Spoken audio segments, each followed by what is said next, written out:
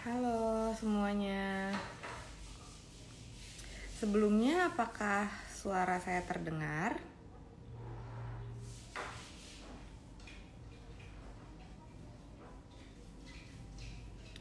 Dan apa kabar nih hari Senin pagi ini?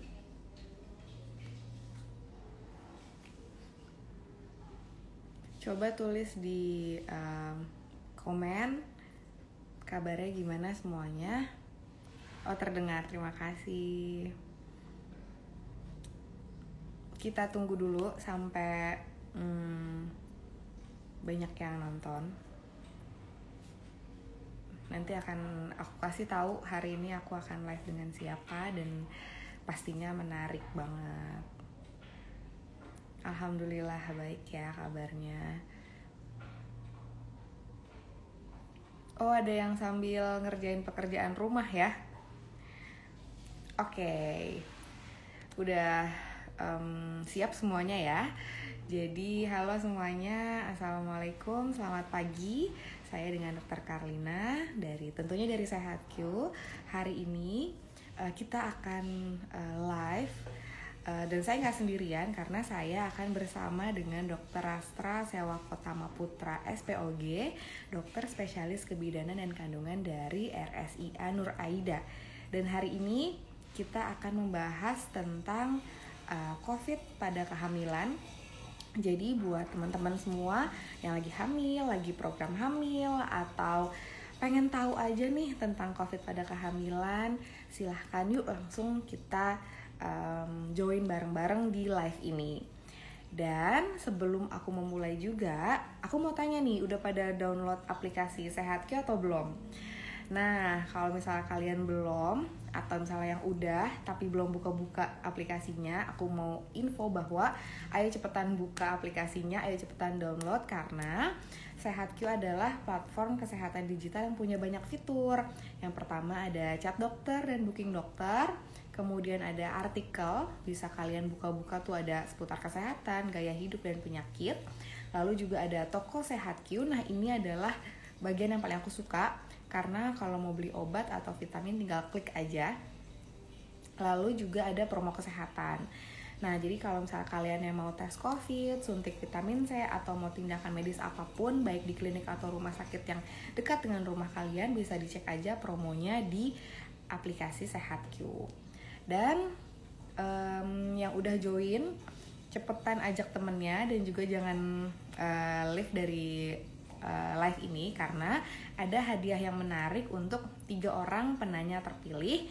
Hadiahnya apa? Yaitu voucher diskon untuk konsultasi di RSIA Nur Aida. Wah, enak banget nih ya. Dan juga GoPay sebesar 50.000 untuk masing-masing pemenang. Dan pokoknya kalau nanti punya pertanyaan, cepetan tulis di komennya dan harus menunggu IG live-nya sampai selesai. Oke, wah terima kasih nih yang di komen udah bilang udah download. Oke, nah jadi sekarang pandemi belum berakhir juga ya. Jadi dan walaupun misalnya sekarang angka kasusnya mulai melandai, tapi bikin kita khawatir tetap ya. Apalagi para ibu hamil nih pastinya khawatir banget saat hamil terus kena COVID. Karena selain menjaga kesehatan diri sendiri, ibu hamil juga tentunya menjaga kesehatan janinnya. Nah, hari ini kita akan bincang-bincang dengan Dr. Rastra Sewakotama Putra, dokter spesialis kebidanan dan kandungan dari RSIA Nur Aida. Sekarang kita invite ya.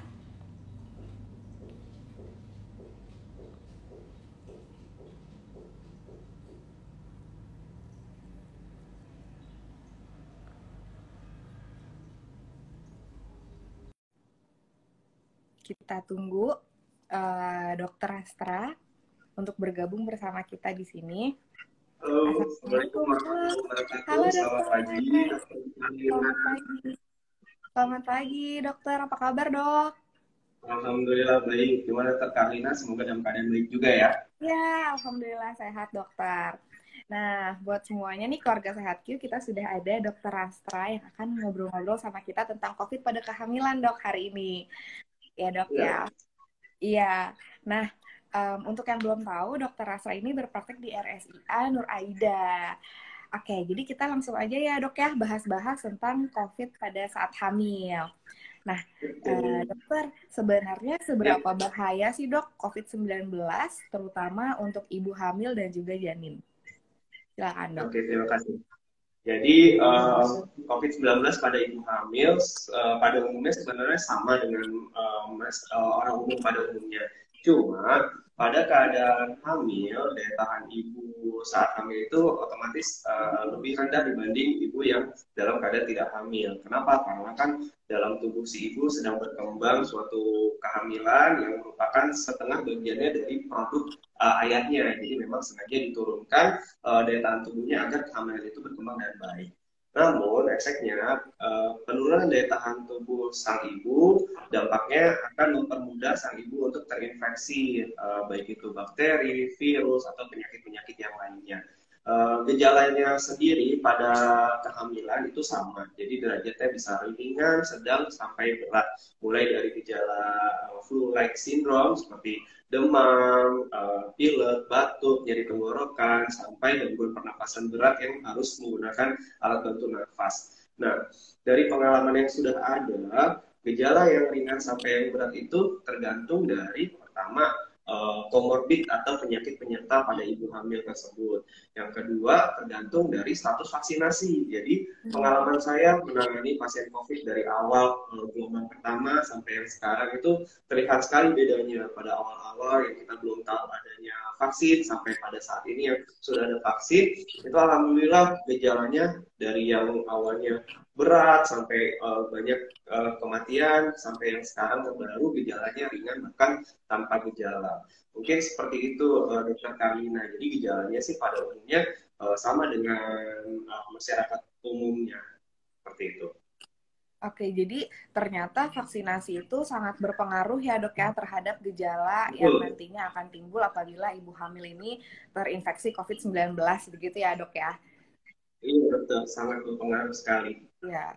Nah, eh, untuk itu dok, ada tips nggak dok bagaimana menghadapi COVID-19 bagi ibu hamil baik yang belum, mungkin tadi dengan vaksinasi ya dok, ataupun yang sudah mengalami, yang sedang terinfeksi dok? Baik. Jadi kalau untuk melakukan pencegahan, antisipasi atau melindungi diri dari paparan virus COVID-19 agar tidak terinfeksi, otomatis yang pertama adalah menjaga supaya daya tahan tubuh tetap dalam keadaan baik. Bisa dengan makan makanan seimbang dan sehat, kemudian melakukan aktivitas fisik minimal 30 menit sehari dari olahraga ringan, kemudian meminum suplementasi-suplementasi yang sifatnya melengkapi untuk memperbaiki sistem imun daya tahan tubuh si ibu. Kemudian yang terakhir melakukan protokol kesehatan dimanapun, kapanpun dengan disiplin. Jadi itu yang paling baik dilakukan sekalipun pada ibu-ibu yang sudah vaksin maupun yang belum vaksin. Seperti itu dokter. Oh gitu dok. Nah dok, ada nggak sih dok perbedaan misalnya derajat keparahan antara kena COVID di trimester 1, trimester 2, atau trimester 3 dok? Sebenarnya kalau misalkan untuk gejala ringan sedang berat dihubungkan dengan kapan sang ibu terinfeksi itu belum ada perbedaan antara derajat 1, 2, 3. Bisa aja pada derajat 1 terjadi dengan gejala berat atau pada derajat 3 gejalanya justru ringan, seperti itu tidak ada. Kembali lagi ke komorbid dari sang ibu, kemudian daya tahan awal dari keadaan si ibu, dan lebih ke status vaksinasi daripada si ibu begitu. Oke. Jadi kembali lagi kepada kondisi masing-masing ibu hamil ya dok ya. Iya. Nah, kalau misalnya bagaimana sih dok cara untuk para ibu hamil nih untuk menjaga imunitasnya selama hamil? Ya, jadi kalau misalkan menjaga imunitas selama hamil, otomatis yang pertama adalah dengan asupan nutrisi yang baik ya. Ibu hamil memerlukan asupan nutrisi yang lebih banyak dibanding ibu yang tidak hamil. Kebutuhan kalorinya bisa 2.200 sampai 2.500 kalori per hari. Itu dibagi dengan makanan pertama, yang utama adalah makanan tinggi protein, kemudian serat, vitamin, mineral, dan karbohidrat juga masih diperlukan. dengan konsumsi makanan yang seimbang, mudah-mudahan itu bisa membantu si daya tahan ibunya tetap dalam keadaan baik. Asupan cairan per hari juga jangan lupa. Asupan cairan untuk ibu hamil minimal 2-3 liter per hari. Jadi mulai dibiasakan. Kadang-kadang ibu-ibu hanya minum pada saat makan aja.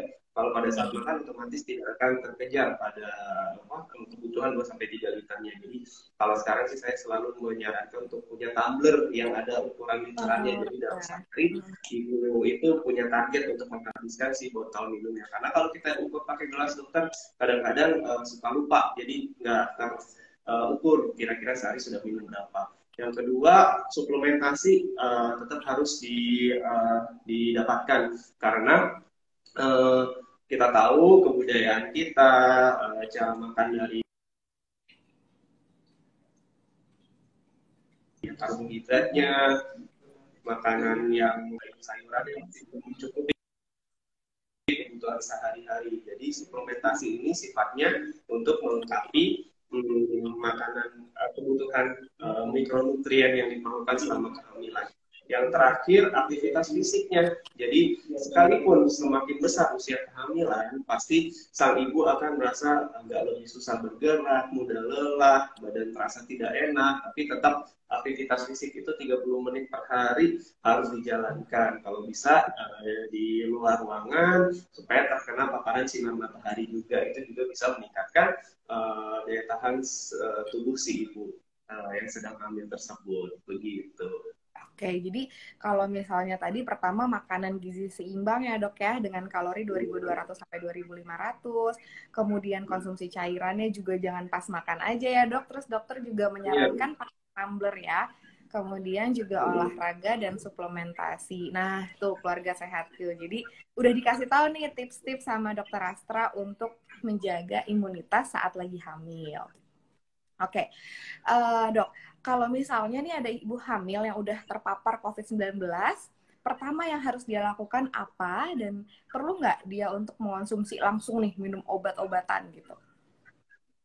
Ya, jadi kalau sudah terpapar, baik itu kontak erat atau bergejala, sebaiknya memang harus dipastikan dulu dengan melakukan screening swab PCR, memastikan status infeksi COVID-nya. Apabila memang sudah terkonfirmasi bahwa memang sang ibu positif terinfeksi, yang pertama otomatis lakukan isolasi mandiri. Apabila gejalanya hanya ringan atau sedang. Nah, gejala dengan derajat ringan atau sedang ini pertama, pernapasan tidak sesak secara yang ibu rasakan. Namun apabila diperiksa dari saturasi oksigen menggunakan suatu alat, itu saturasi di atas 95% diperbolehkan untuk isolasi mandiri. Kemudian ukur suhu, misalkan boleh isolasi mandiri, ukur saturasi per hari, ukur suhu tubuh per hari. Kemudian yang terakhir, apakah perlu langsung meminum obat-obatan? Dilihat dulu dari gejalanya. Jadi apabila derajat ringan sedang, sebaiknya sih meminum obatnya bukan bersifat obat-obatan, tapi bersifat suportif terhadap sistem imun si ibu. Jadi minum suplemen-suplemen yang membantu meningkatkan daya tahan tubuh seperti vitamin D, zinc, kemudian vitamin C itu biasanya diberikan pada pasien-pasien yang melakukan isolasi mandiri. Kemudian apabila ada gejala misalkan demam, batuk pilek, nyeri menelan, nah itu baru mungkin boleh diberikan obat-obatan yang sifatnya simptomatis atau mengobati gejalanya. Kemudian untuk konsumsi antivirus maupun antimikroba seperti antibiotik, sebaiknya dikonsultasikan dulu dengan dokter yang biasa menangani sang ibu hamilnya, karena pemberian antibiotik, antivirus tidak bisa diberikan secara mandiri karena setiap orang akan mempunyai pilihan obat dan dosis tertentu. Jadi jangan karena ada pengalaman tetangga atau keluarga yang pernah terinfeksi COVID meminum obat yang diberikan kemudian diminum juga dengan obat yang sama. Sebaiknya jangan seperti itu, kecuali obat-obat yang sifatnya suportif untuk meningkatkan daya tahan tubuh itu mungkin bisa sama-sama diberikan. Begitu Dokter Karlina. Oke dok, berarti saat lagi isolasi mandiri itu juga penting ya dok untuk menginformasikan ke dokter atau tenaga medis kondisi di si ibu hamilnya ini gitu ya dok ya, apakah gejalanya tambah berat atau enggak gitu ya dok ya? Iya, betul. Apalagi sekarang kan sudah banyak yang sedang isolasi mandiri untuk mendapat arahan atau advice dari tenaga medis yang supaya lebih tepat penanganannya. Begitu. Oke, oke dok. Nah, ini juga banyak yang tanya nih dok. Sebenarnya kalau ibu hamilnya kena COVID, ya mungkin kan memang sudah usianya udah dewasa. Nah, gimana dengan yang janinnya dok? Gitu. Gimana kalau si janinnya Baik. ini apakah dia juga terkena atau gimana? Ya. Jadi kalau misalkan infeksi COVID pada kehamilan, memang ada beberapa laporan kasus melaporkan bahwa saat ini terbukti bahwa infeksi COVID ke janin itu bisa ditransmisikan atau ditularkan melalui sawat plasenta. Namun untuk apakah memberi efek menyebabkan kelainan cacat bawaan dan sebagainya sih belum terbukti. Tapi beberapa kasus membuktikan bahwa ibu dengan positif COVID-19 akan melahirkan bayi yang COVID-19 juga seperti itu. Jadi memang bisa ditularkan, baik itu melalui sawar plasenta atau pada saat menyusui melalui ASI itu bisa bisa tertular juga. Oke, berarti bisa tertular juga, tapi ketika ibunya udah sembuh, udah ya dok ya, berarti sudah janinnya juga Iya, membaik juga, sembuh iya. juga. Oke, nah ada yang bertanya juga nih dok, misalnya kalau terpapar COVID-19, apakah langsung harus dilakukan persalinan atau bagaimana dok? Jadi proses persalinan pada penderita COVID-19 itu tidak harus serta-merta dilahirkan, tergantung pada saat usia kehamilannya dan gejala yang diderita. Jadi apabila sang ibu terinfeksi pada usia kehamilan aterem atau cukup bulan dengan ditandai sudah ada tanda-tanda persalinan, sebaiknya memang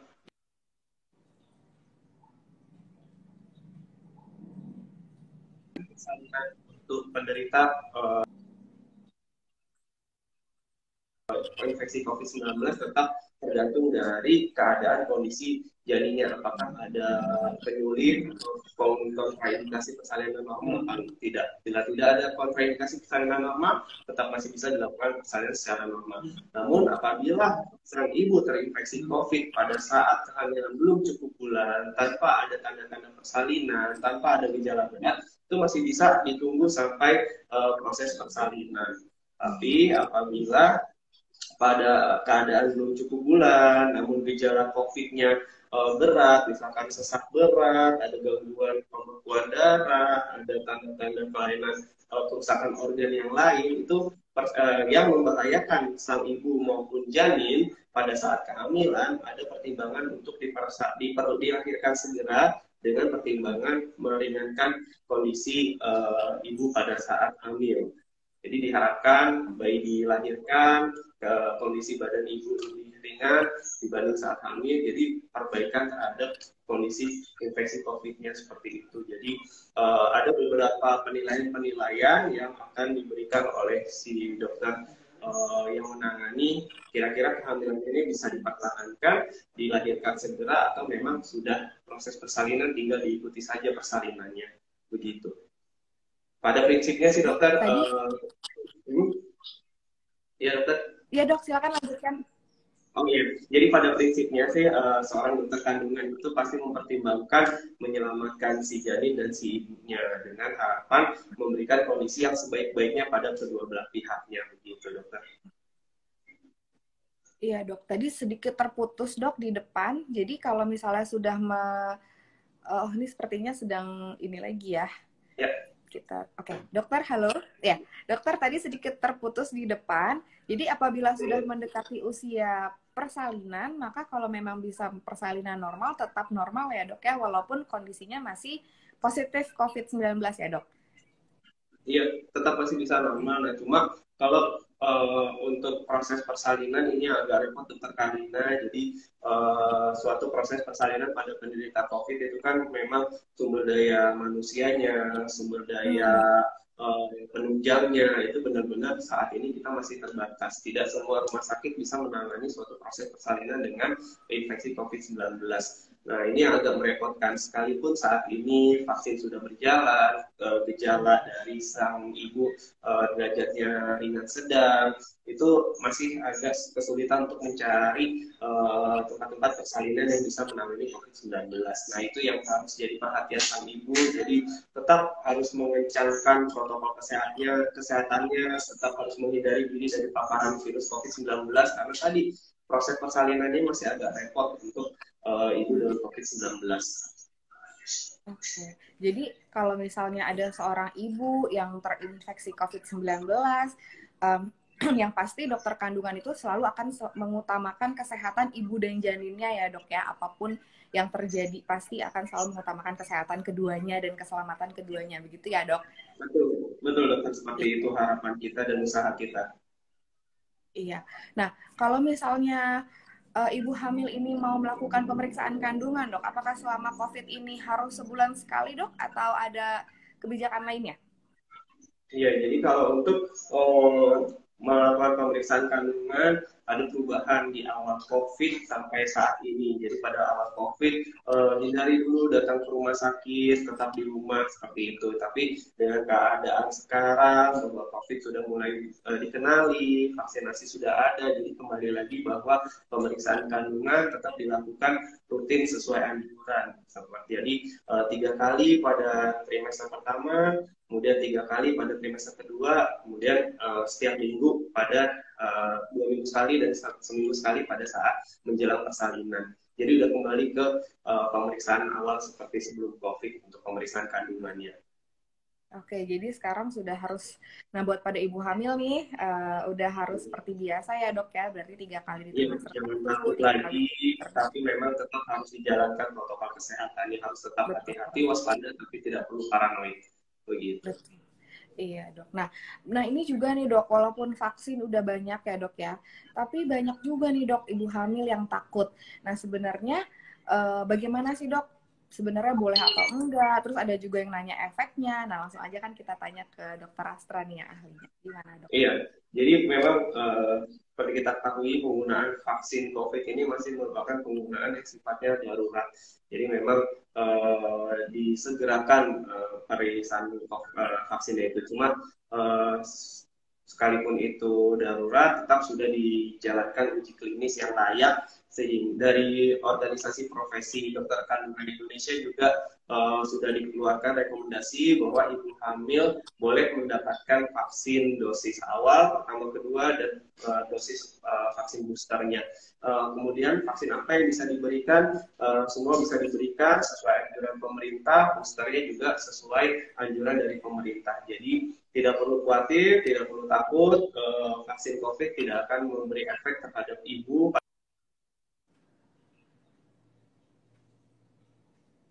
Untuk ibu sebaiknya segera mendapatkan vaksinnya supaya nanti pada saat persalinan mudah-mudahan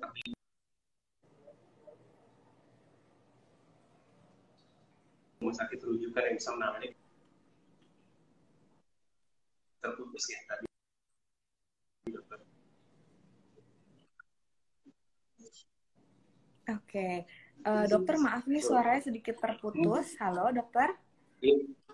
Iya, tadi sampai di mana dokter? Punten.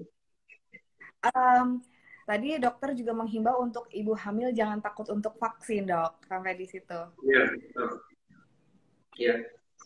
Tidak apa-apa untuk mendapatkan vaksin, insya Allah tidak akan memberi dampak buruk terhadap ibu dan janinnya. Oke dok. Nah, kalau misalnya vaksin itu bisa dimulai dari usia kehamilan berapa dok?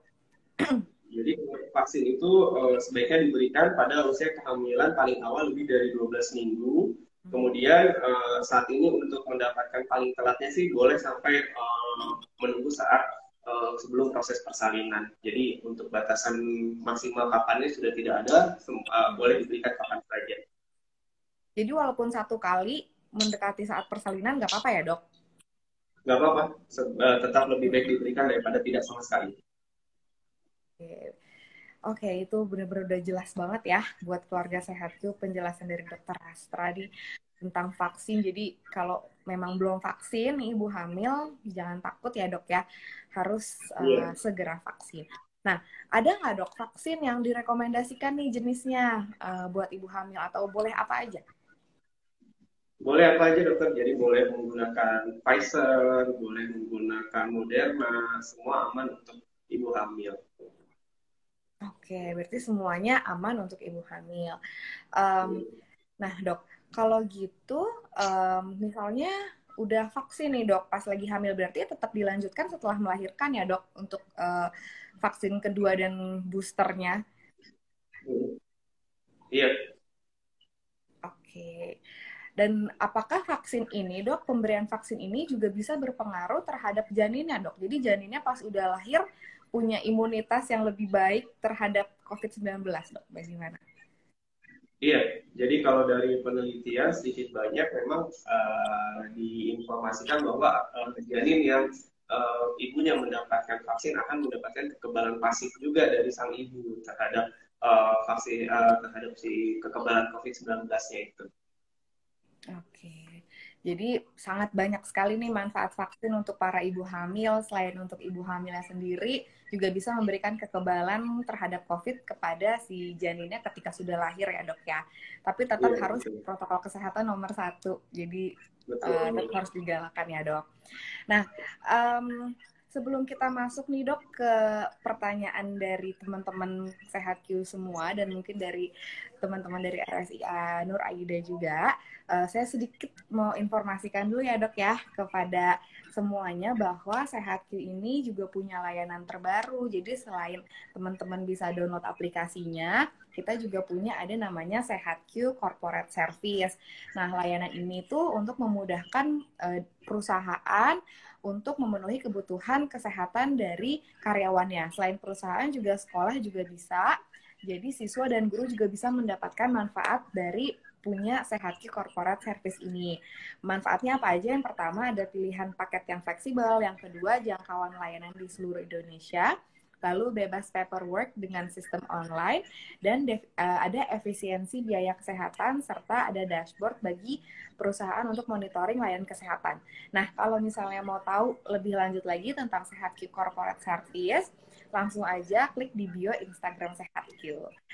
Oke, dokter, sekarang saya mau bacain dulu pertanyaan-pertanyaan yang udah masuk ya dok ya. Pertanyaannya yang pertama nih dok, dari Rizka Martavia, dia bertanya bahwa dok kalau misalnya mau puasa, ini kan lagi puasa ya dok ya, agar tidak terkena COVID, bagaimana pola makannya agar imunitas terjaga dok? Jadi ibu hamilnya mau puasa nih dok, gimana supaya tidak kena COVID dan pola makannya bagaimana supaya imunitasnya terjaga? Iya, jadi kalau misalkan pada saat bulan puasa ini, pertama apakah ibu hamil itu boleh puasa atau tidak, itu sebaiknya pertama dikonsultasikan dulu ke dokter kandungan yang biasa ibu melakukan pemeriksaan. Di situ nanti dokter kandungan menilai apakah kehamilan ibu pada saat ini dalam keadaan baik, artinya pertumbuhan janinnya sesuai atau tidak. Kalau misalkan semua dalam keadaan baik, insya Allah biasanya dokter kandungan akan mengizinkan untuk berpuasa. Nah, kemudian bagaimana cara makannya supaya imunitas tetap terjaga pada saat puasa. Prinsipnya tetap kebutuhan kalori, kebutuhan asupan nutrisi perharinya tetap harus terpenuhi. Nah, bagaimana cara memenuhinya? Ya karena dalam keadaan puasa otomatis hanya diperbolehkan makan pada saat sahur dan setelah berbuka. Sebaiknya porsi yang dimakan dalam 3 kali sehari itu dipecah menjadi 2 atau tetap dibagi 3. Nanti beberapa 2 jam sebelum tidur sebaiknya dilakukan makan lagi kalau memang pada saat berbuka tidak bisa langsung sekaligus makan banyak. Jadi memang harus pintar-pintar nih membagi porsinya. Tapi usahakan pada satu hari tetap harus dimakan porsi yang kebutuhan satu hari dalam keadaan seperti biasa. Tuh. Yang pertama, yang kedua jangan lupa bahwa pada keadaan puasa bulan puasa seperti budaya yang kita tahu itu trennya berbuka dengan takjil, berbuka dengan yang manis. Jangan sampai sang ibu keburu kenyang dengan makanan-makanan manisnya. Ya, kemudian menyampingkan makanan-makanan utama yang dibutuhkan sang ibu untuk perkembangan janin yang baik dan untuk menjaga kondisi tubuh dalam keadaan baik. Mungkin itu cara menyiasatinya dokter Karina. Jadi tetap prinsipnya kebutuhan sehari terpenuhi, cuma dosisnya, porsinya aja yang dibagi-bagi menyesuaikan keadaan saat berpuasa.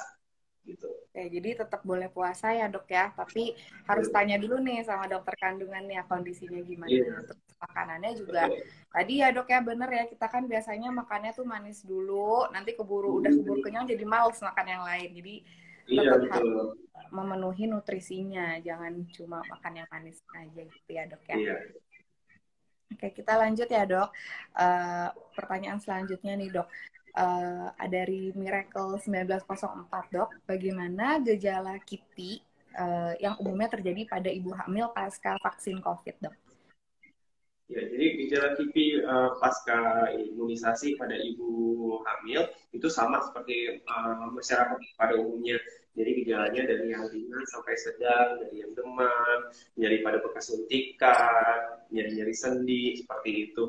Kalau memang ada gejala seperti itu, masih bisa diberikan obat-obatan yang mengobati gejala-gejalanya aja. Nggak perlu terlalu khawatir. Jadi KIPI-nya nggak ada yang aneh-aneh segimananya. Sama-sama aja seperti masyarakat umum. Jangan khawatir. Oke, jadi tetap ya dokter Rafa kita menghimbau untuk para ibu hamil nih, jangan khawatir untuk vaksin COVID. Selanjutnya ya dok ya, kalau misalnya belum ada tanda-tanda persalinan tapi sudah melewati HPL dan positif COVID, apakah harus isoman dulu atau langsung disesar aja dok? Ya, jadi dilihat dalam kondisi kehamilannya. Jadi lewat HPL itu masih ada jendela menunggunya sekitar 2 minggu. Apabila memang HPL-nya misalkan tanggal 20 Maret, itu HPL-nya. Nah, jadi kan HPL itu suatu hari perkiraan persalinan. Apabila kondisinya masih baik, masih bisa ditunggu sampai 42 minggu.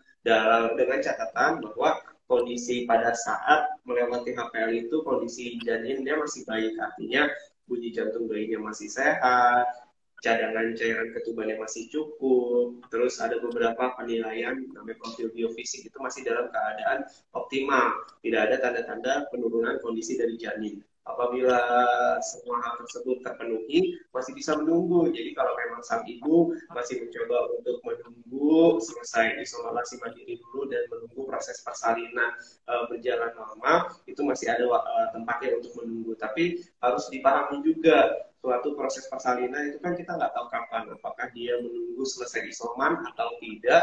Pada saat masih dalam kondisi isoman, masih belum selesai infeksi COVID-nya, tiba-tiba terjadi proses persalinan. Oleh sebab itu sang ibu sebaiknya harus antisipasi dan mempersiapkan tempat persalinan di mana yang kira-kira bisa membantu pada keadaan masih terinfeksi COVID begitu. Tapi apakah perlu disegerakan persalinannya nanti tergantung dari kondisi si janinnya masih baik atau tidak begitu. Jadi ya berarti kita harus ini ya dok ya, misalnya sebelum isoman gitu dok, apa pas kita sedang udah tahu nih positif COVID langsung ke rumah sakit untuk cek janinnya dulu atau langsung isoman dulu aja dok? Nah itu sebaiknya dikonsultasikan dulu, paling tidak konsultasi online dulu kalau misalkan memang ragu. Nah memang kalau untuk proses menentukan apakah janinnya keadaannya baik atau tidak, memang tidak bisa via online atau via tanya jawab dokter dengan pasien. Memang harus dilakukan pemeriksaan secara langsung, minimal pemeriksaan USG. Seperti itu yang mungkin agak sedikit repot. Oke, jadi setidaknya online dulu ya dok ya. Ya, setidaknya online dulu untuk mendapat arahan yang lebih jelas dan lebih terarah. Oke. Lalu dok, ada yang tanya nih dok dari RN Wijaya, bagaimana membedakan bumil terinfeksi COVID Omicron atau Delta dok? Gitu. Jadi kalau misalkan untuk menentukan jenis virus yang menginfeksi COVID-19 itu harus dilakukan pemeriksaan melalui pemeriksaan laboratorium. Jadi memang sampel swabnya itu diperiksa dengan metode tertentu juga. Tidak bisa hanya melakukan dari pemeriksaan swab PCR. Nanti ada ke laboratoriumnya, dilakukan pemeriksaan tersendiri untuk menentukan apakah ini Omicron atau Delta-nya. Gitu. Oh, jadi harus dilakukan pemeriksaan dulu ya dok ya, untuk mengetahui apakah ini Omicron atau Delta. Oke. Dok, ada yang tanya lagi nih dok. Kalau misalnya, ini mungkin udah dokter jelasin, tapi masih ada yang tanya dok dari Lukis 0908. Kalau misalnya ibu hamil yang terinfeksi COVID, itu harus melakukan persalinan secara normal, sesar, atau menggunakan metode ERAX ya dok? Yeah. Jadi proses persalinan dengan terinfeksi COVID itu tetap prinsipnya sama dengan proses persalinan pada kondisi yang umum.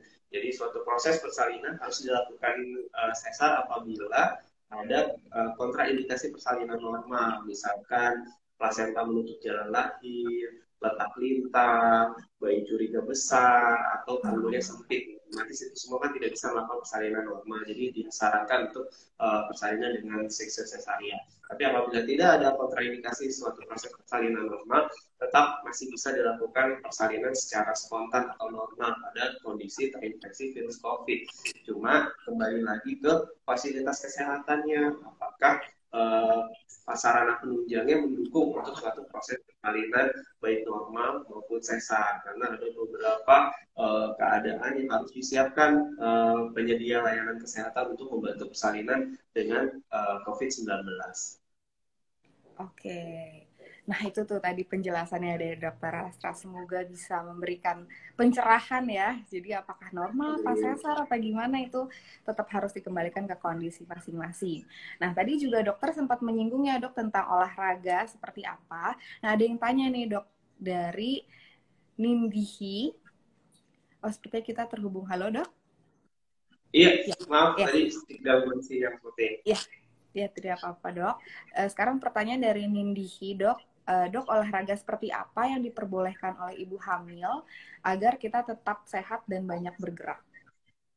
Ya, jadi olahraga yang disarankan pada saat kehamilan yang pertama yang intensitasnya ringan sedang seperti jalan santai, kemudian berenang boleh, kemudian yoga dan senam hamil itu sangat disarankan.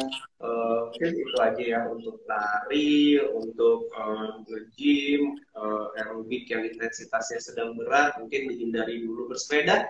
Untuk yang intensitasnya ringan sedang sampai usia kehamilan dia di bawah 28 minggu sih masih diperbolehkan. Cuma harus lihat rutenya, kemudian jaraknya, sama kecepatannya harus disesuaikan. Seperti itu. Yang sifatnya intensitasnya ringan sedang masih diperbolehkan. Jadi yang kayak tadi bersepeda jalan pagi kali ya dok ya, atau jalan sore gitu ya, itu masih diperbolehkan. Nah, ada yang tanya nih dok dari, iya benar, senam juga boleh ya dok ya, melakukan senam yang ringan-ringan aja ya dok, tapi atau gimana dok? Ada misalnya ada ketentuan ya dok, misalnya boleh nggak sih lompat-lompat kecil gitu dok? Jadi yang ringan sedang aja, jadi jangan yang terlalu membutuhkan impact yang tinggi, jadi yang low impact aja sih masih aman. Oke. Biasanya sambil disesuaikan sama kondisi tubuh tiap orang, ketahanan fisiknya berbeda-beda. Jadi badan itu punya alarm tubuh apabila badan sudah mengirimkan sinyal, terutama biasanya sih nyeri. Nah itu udah waktunya si ibu untuk membatasi. Oke. Dok, ada yang tanya lagi nih dok. Dok, jika selama trimester 1 mengalami morning sickness terus-menerus, akhirnya nggak doyan makan, lalu apa sih dok tips supaya tubuh tetap kuat? Nah, jadi kalau memang morning sickness itu suatu proses alami tubuh ibu hamil menyesuaikan pada saat kehamilan awal. Itu sifatnya penyebabnya hormonal, jadi memang hampir sangat sulit untuk dihindari. Cuma itu suatu tanda bahwa kehamilannya dalam kondisi yang baik, karena kan hormon kehamilan tinggi, biasanya kehamilan itu berkembang baik. Jadi bagaimana cara menyiasatinya? Yang pertama, afirmasi positif pada diri sendiri. Jadi ini suatu proses alami, tidak bisa dihindari, harus diterima. Kemudian makan makanan dengan porsi sedikit dan sering. Makanannya boleh apa aja. Jadi tidak harus makanan berat, harus makanan yang bagaimana. Tidak boleh ini, tidak boleh itu, semua boleh dimakan. Semua yang disukai oleh ibu hamil boleh dimakan. Cuma porsinya sedikit dan sering. Kemudian hindari makanan yang mungkin yang asam, pedas, banyak mengandung minyak yang sifat-sifatnya mengiritasi lambung, mungkin sebaiknya dikurangi atau dihindari dulu. Tapi kalau memang cuma berselera makan kepada makanan-makanan tersebut, ya nggak apa-apa juga dimakan aja. Prinsipnya bisa dulu makan apa aja, yang penting terisi perutnya. Kemudian apabila memang dibutuhkan, boleh dibantu obat-obatan yang untuk melindungi lambung seperti obat yang antacid atau obat anti mual, dikonsultasikan ke dokter yang biasa memeriksa, itu diperbolehkan untuk mengurangi gejalanya supaya bisa membantu sang ibu untuk makan dulu. Terus bisa juga dibantu dengan susu-susu MSG, susu-susu awal kehamilan itu juga boleh supaya lebih mudah ditelan, jadi lebih mudah untuk dicerna juga. Kemudian bisa dibantu juga dengan ini obat herbal itu untuk mengurangi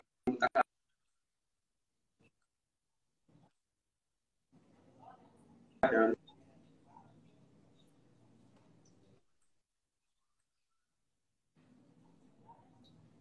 ya dokter Kamina.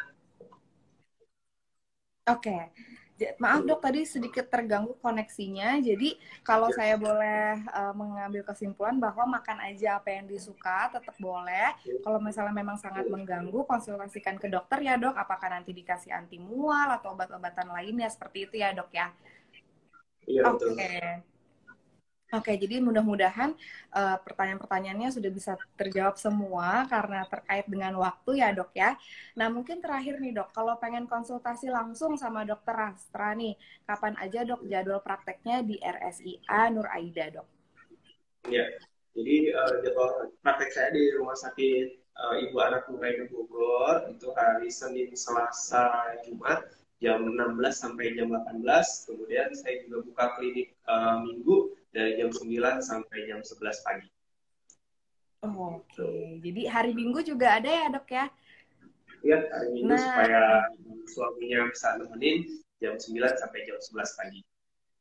Nah, iya, jadi itu udah dokter Astra berinformasi nih ya, kapan prakteknya dan terutama ada di hari Minggu. Jadi kalau mau ditemenin sama suaminya, bisa langsung ke RSIA Nur Aida, ke dokter Astra. Terakhir dok, sebelum kita tutup perbincangan ini, apa pesan dokter Astra untuk ibu hamil yang menonton IG Live ini dok?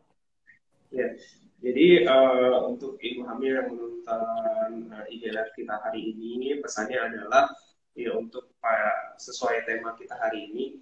Jadi kembali lagi bahwa kita masih dalam keadaan pandemi, COVID masih ada, jadi jangan lupa untuk tetap menjalankan protokol kesehatan, saling mengingatkan ke keluarga, ke teman, tetangga bahwa protokol kesehatan tetap dijalankan. Kemudian tadi konsumsi makanan bergizi, aktivitas fisik 30 menit supaya dalam keadaan kondisi tetap prima. Yang terakhir, pantau terus gerak anaknya untuk ibu yang sudah bisa merasakan gerak anak karena gerak anak merupakan suatu pertanda yang bisa diawasi tentang keadaan kondisi janin ibu pada saat ini. Gitu. Oke, nah jangan lupa ya semuanya ingat pesan dokter Astra, protokol kesehatannya, kemudian makanan bergizi seimbang, olahraga, dan juga pantau gerak janinnya ya dok ya. Iya. Oke, terima kasih banyak dokter Astra atas perbincangan yang Terima sangat kasih menarik banyak. ya dok. Iya dok, Ya, sama-sama terima kasih. Oke, mohon maaf ya dok ya jika ada salah kata. Sehat selalu untuk dokter. sama-sama. Terima Ya, kasih banyak, Dok. terima kasih. Sehat, Bu. Terima kasih, Dokter Kamina. Assalamualaikum Iya, warahmatullahi wabarakatuh. terima kasih, Dokter Asra dan RSIA Nur Aida. Oke, terakhir ya buat keluarga Sehat Q nih yang belum download aplikasinya, ayo di-download segera di aplikasinya bisa di App Store atau di Play Store. Sekarang juga dan follow sosial media Sehat Q di Instagram, Facebook, Twitter, YouTube dan jangan ketinggalan promo menarik lainnya. Nah, sesuai janji, kami akan membagikan voucher diskon konsultasi dan GoPay 50.000. Nah, pemenangnya adalah Rizka Martavia, Nindihi, dan juga sebentar kita sambil pilih-pilih lagi. Dan juga ada RN Wijaya. Oke, terima kasih semuanya sudah menyaksikan dan menonton IG Live ini sampai habis. Untuk pemenangnya nanti akan kita hubungi. Dan terima kasih banyak semuanya. Salam sehat.